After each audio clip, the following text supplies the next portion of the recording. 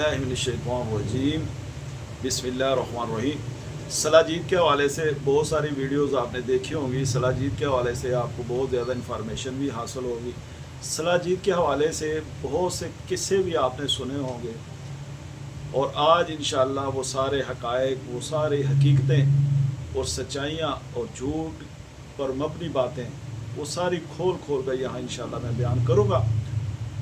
सलाजीद क़ुव्वत बा में कितनी मुफीद है, सलाजीद दिल के अमराज के लिए कैसी है, ब्लड प्रेशर के अमराज के लिए कैसी है, कौन लोगों को, कौन से ऐसे लोग जिनको इस्तेमाल करना चाहिए और कौन से ऐसे लोग जिनको इस्तेमाल नहीं करना चाहिए, और कौन ऐसे मरीज़ के जिनको तबीब से, मुआलिज से मशवरा करके इस्तेमाल करना चाहिए। इस पे इंशाअल्लाह बात करेंगे और मुख्तसर वक़्त में जामे बात करने की कोशिश करूँगा। मैं उम्मीद करता हूँ कि आप ये वीडियो मुकम्मल देखेंगे। हमारा अंदाज़ बिल्कुल सादा है और काफ़ी अरसे बाद ये दोबारा वीडियो एक रिकॉर्ड करवा रहा हूँ। क्या वजूहात हैं, किस वजह से वीडियो नहीं बना रहे थे, ये भी एक अलग स्टोरी है। इस पर इंशाअल्लाह आगे कभी बात करेंगे। बहरहाल ये वीडियो पूरी सुनिएगा और दिलचस्प लगे तो इसको शेयर भी कीजिएगा। और दोस्तों, सलाजीद क्या है?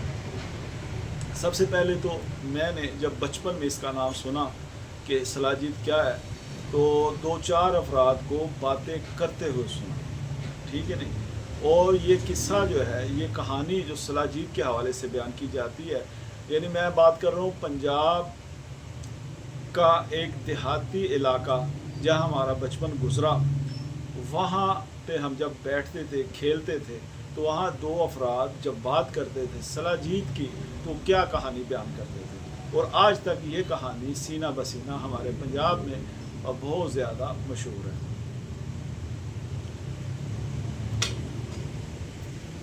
यार इन करना, इन दबाना से 2 मिनट बाद इंज हो जाना, इन तो बस उंगली मार।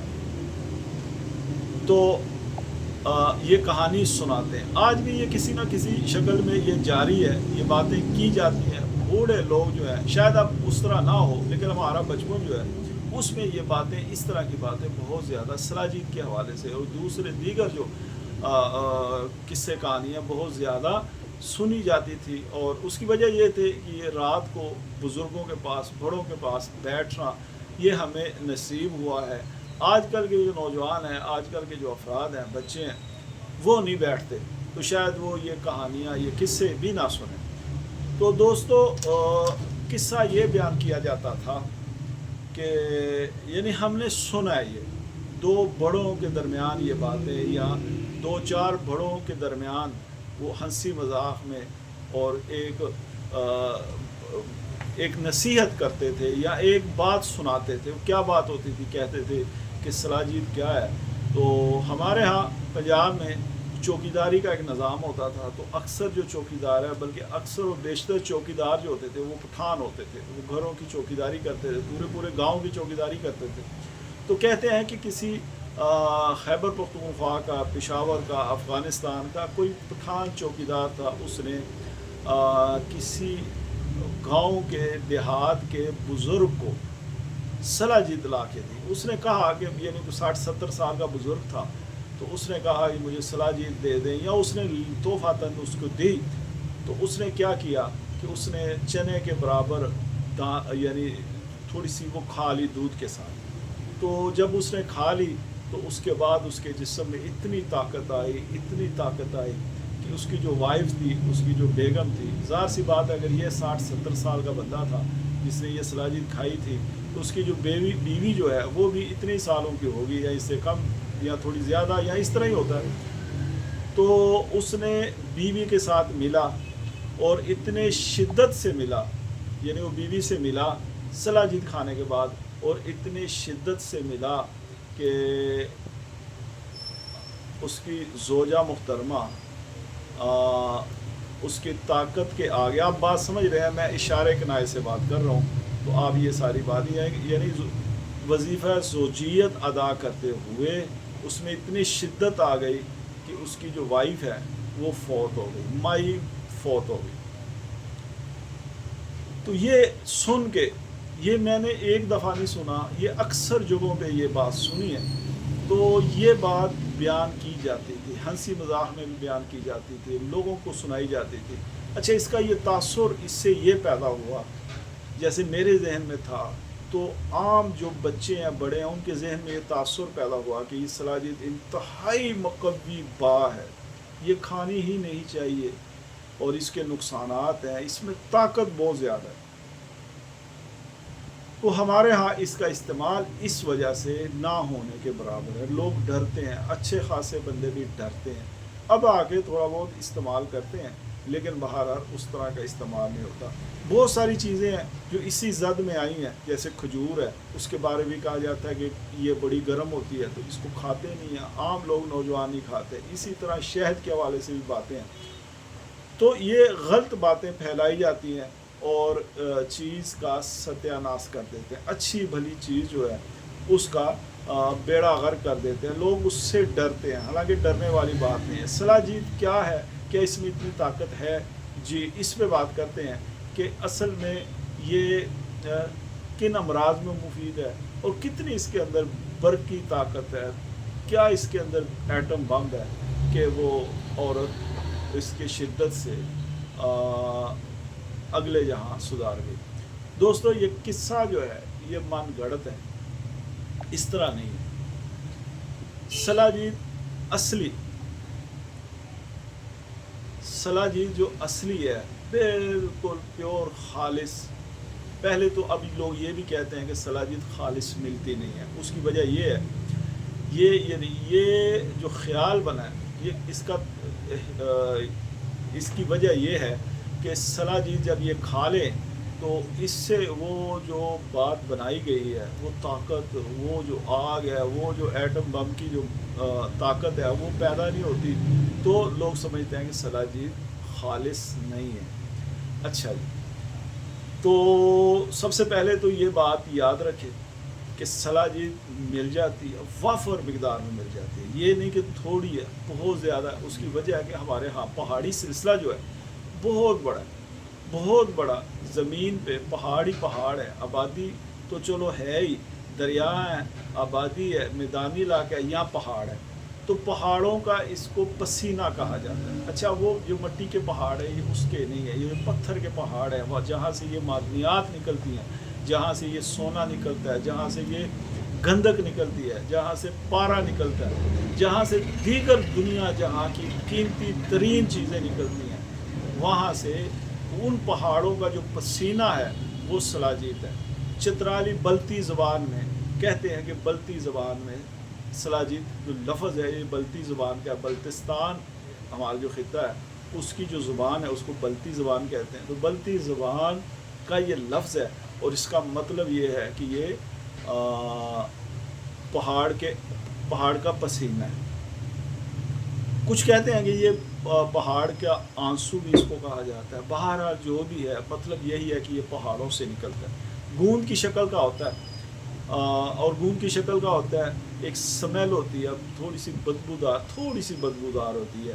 اور جس طرح کہ آپ سمجھے نا، جیسے گائے کا جو پیشاب ہے اس سے جو بدبو پیدا ہوتی ہے اس طرح کی بدبو ہوتی ہے. اس کی کالے سیاہ رنگ کا یہ اس کا رنگ ہے اور یہ اس طرح جیسے گوند کی شکل کا ہوتا ہے. اچھا یہ اس شکل میں نہیں نکلتی بلکہ یہ اس میں جب یہ پہلی دفعہ کوئی اس کو حاصل کرتا ہے پہاڑوں سے تو اس کے اندر مٹی بھی ہوتی ہے، اس کے اندر ریت بھی ہوتی ہے. اس کو صاف کیا جاتا ہے. مصفہ کرنے کا طریقہ بھی کافی مشکل ہے، لیکن چونکہ ان لوگوں کا کام اور ذریعہ معاش انہی چیزوں سے جڑا ہوا ہے تو اسے بڑی محنت سے صاف کرتے ہیں. یعنی اگر 10 کلو سلاجید ان کو ملے تو 2 3 4 کلو اس میں سے نکلتی ہے مصفہ ہو کر. تو اس کو پھر صاف کیا جاتا ہے اور صاف کرنے کے بعد اس کو شہروں کی طرف لے کے آتے ہیں لوگ اور اس کو بیچتے ہیں.